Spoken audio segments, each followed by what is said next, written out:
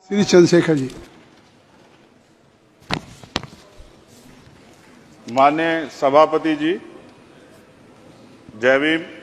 बहुजन समाज में जन्मे सभी संतों, गुरुओं, महान पुरुषों को नमन करता हूं, जिनमें महात्मा ज्योतिबा फूले, डॉक्टर बाबा साहब अम्बेडकर और मान्यवर काशीराम साहब को मैं याद भी करता हूं आज के दिन पर। साथ साथ नगीना की महान जनता और भीम आर्मी और हमारी पार्टी आजाद समाज पार्टी काशीराम के साथियों का भी धन्यवाद करता हूं।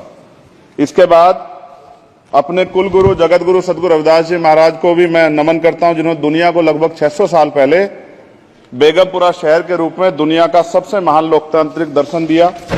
अध्यक्ष महोदय, माननीय सभापति जी, 14 अगस्त 1947 को ये देश अंग्रेजों के अधीन था।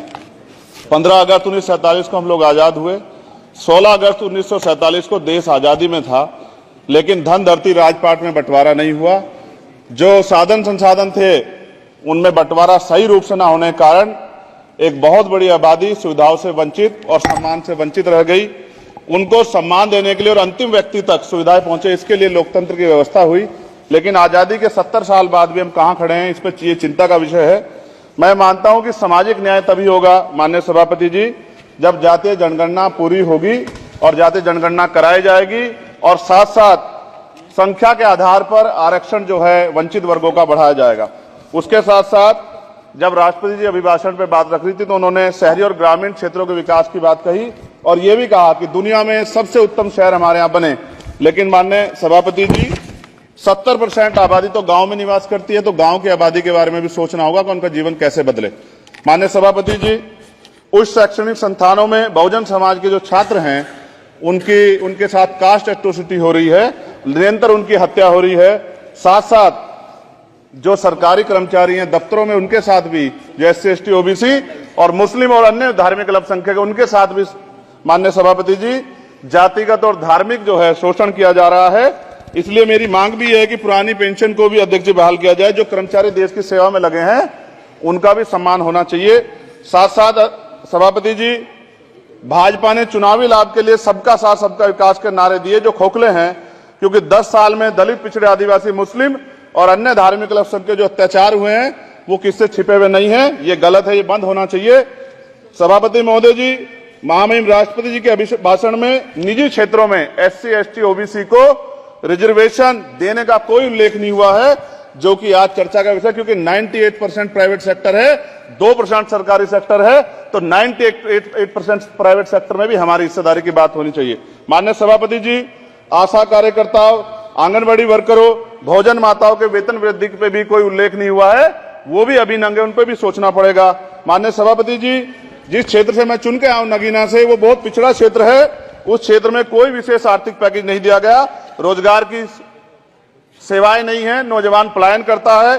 IIT, IIM, एम्स, केंद्रीय विद्यालय आदि शिक्षा में और चिकित्सा संस्थानों की स्थापना होनी चाहिए, जो कि नहीं है।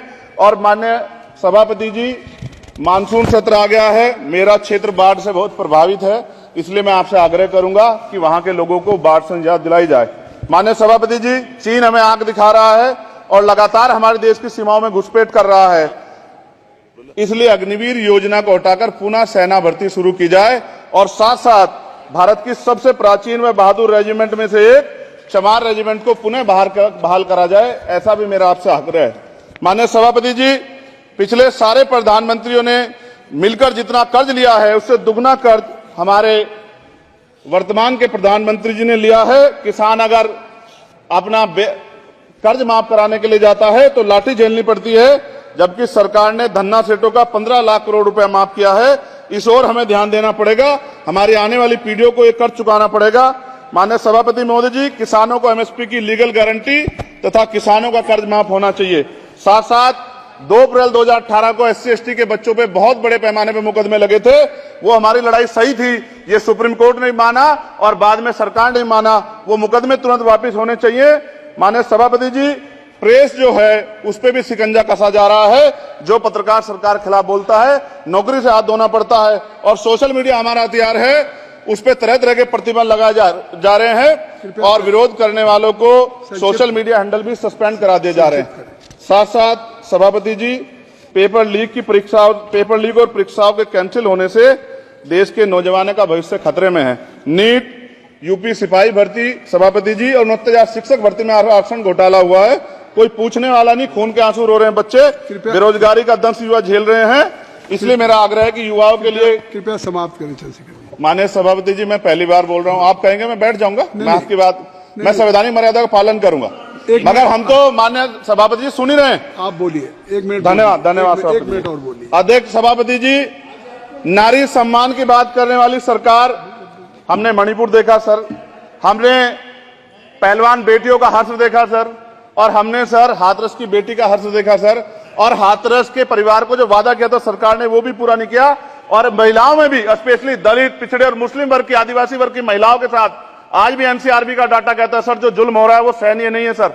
साथ साथ कोविड में तैरती, हमने कोविड में बहुत सुना सर, कोविड में तैरती लाशें भी गंगा में हमने देखी है सर, और मजदूरों का हाल भी हमने देखा है। सभापति जी, मैं समाप्त कर रहा हूं। नोटबंदी पे छोटे मजले उद्योग की जो कमर टूटी वो भी हमने देखी है।